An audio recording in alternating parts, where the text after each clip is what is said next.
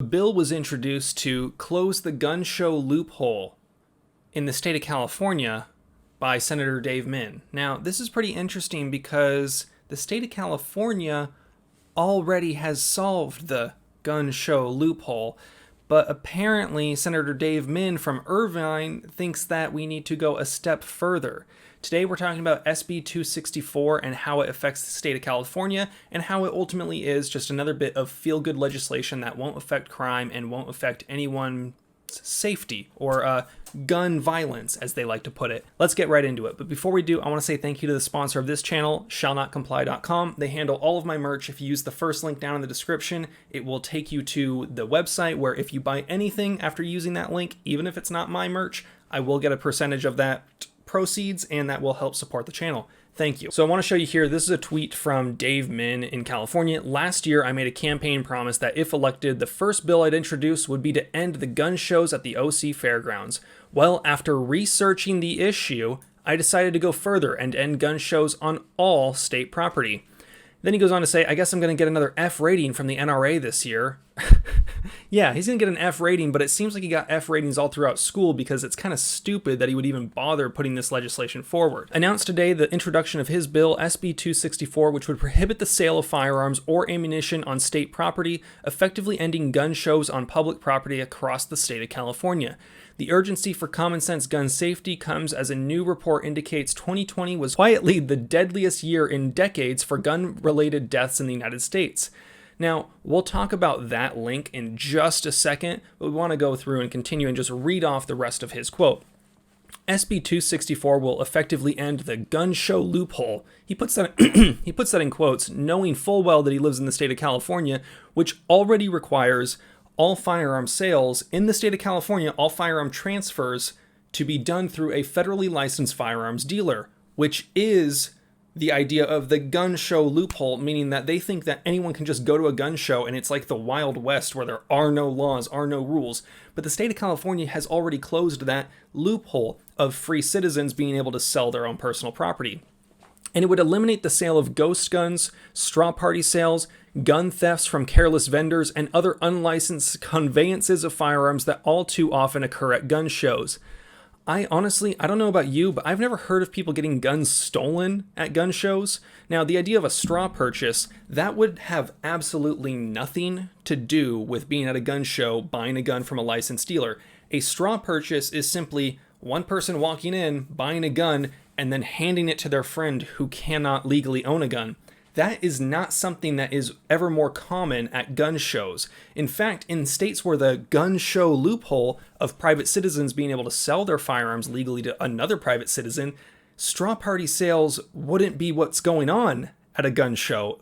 They would just be buying it illegally themselves. So ultimately, I really have no clue what the hell he thinks is going to happen with this bill. It also signals decisively that our state of California will not lend its endorsement to the proliferation of more guns into our communities, which are already plagued with gun violence.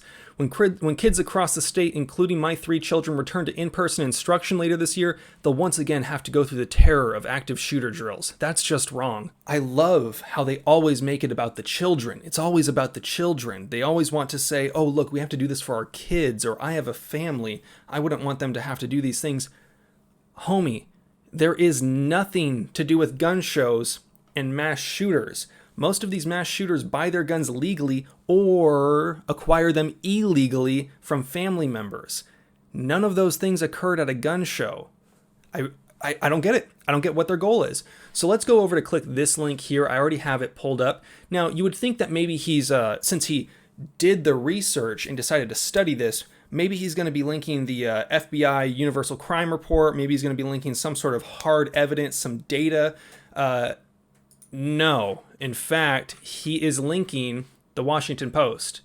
I mean, yeah, it's one thing to discuss, read, or maybe learn from a news article, but if you're a senator of the state of California, I would truly hope that you're not just using an article that might have potential bias, not actually going to the primary source of information and using that as your means to justify writing a bill. But apparently that's what he did. Now, a couple of the things that I really want to note here, this goes on to talk about how the FBI puts out a mid-year report of the first 6 months of the year. It talks about how Most violent crimes were down. However, there were a spike in murders this year. It goes on to discuss how it may have had something to do with the COVID-19 pandemic, which is pretty reasonable to understand. A lot of people being out of work, poor, broke, resorting to crime, people being stuck at home. Maybe they have a bad living situation that they can't escape now. It just, there's a whole lot of things that go on with COVID-19 and everybody being stuck at home and being jobless that might lead to more violent crime. It then goes on to discuss how in the middle of the year, at the time of the year that these massive increases in murders and homicides occurred, it was in the same time frame in which the country was convulsed by protests over the police killing of George Floyd in Minneapolis. Yeah, I mean, when you see all the people burning down buildings and destroying stuff, I would be willing to wager that might have something to do with the overall increase in homicides. Let's scroll down to the very bottom here where it talks about an interview with one person who is studying this effect. The lack of data is a major issue here. I'm a random guy on Twitter who keeps a spreadsheet. That should not be how people see national murder trends. If only there was a good place to access information that you could use to determine whether or not something is statistically significant, whether the crime rates are going up and down, whether or not murders are more common. If only there was a good place to access that information. And I get it that it's not in real time. It's something that you kind of got to look at it as a trend and a bigger scale, which if we go over to the overview for preliminary uniform crime report, January to June of 2020, and you look at the bottom where it says caution against ranking, this would also be something to look into as far as how you determine whether or not something is a violent increase, like massive increase and that kind of thing. But we're going to use this statement here. When the FBI publishes crime data via the UCR program, some entities use this information to compile rankings of cities and counties. Such rankings, however, do not provide insight into the numerous variables that shape crime in a given state, city, county, town, tribal area, or region. These rankings lead to simplistic and/or incomplete analyses that create misleading perceptions that adversely affect communities and their residents. Only through careful study and analysis into the range of unique conditions affecting each local law enforcement jurisdiction can data and users create valid assessment of crime. The data user is, therefore, cautioned against comparing statistical data of individual reporting units from states, metropolitan areas, cities, or colleges or universities solely on the basis of their population or student enrollment. You cannot just kind of look at these as a simple, hey, look, there were more murders here, therefore X, Y, or Z is what we must do. You kind of have to look at it holistically. And, one of the funny things that I really think in this article, it mentions that New York City saw 437 murders, which is apparently a massive increase. But it then talks about how in 1990 it had 2,000. So the violent crime rate is still down overall from the last 60 or so years. Violent crime is still steadily cruising downwards. Whether or not there is a small increase here and there, that's one thing. But I can absolutely assure you, gun show loopholes being closed, already having been closed, and now being taken a step further and no longer allowing gun shows in the state of California on state property, will not solve the issue.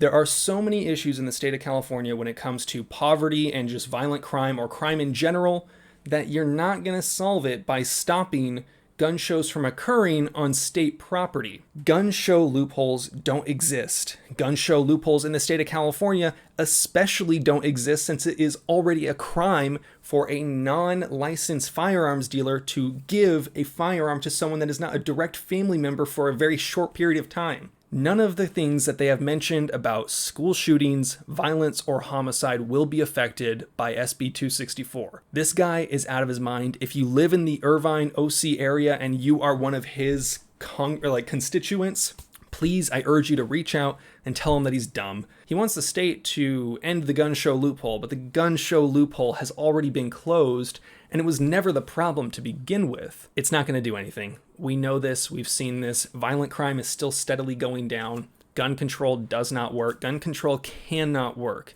In the modern era of 3D printing and home machining, you cannot stop the signal. You guys know the drill. Have fun, be safe, stay dangerous. Peace.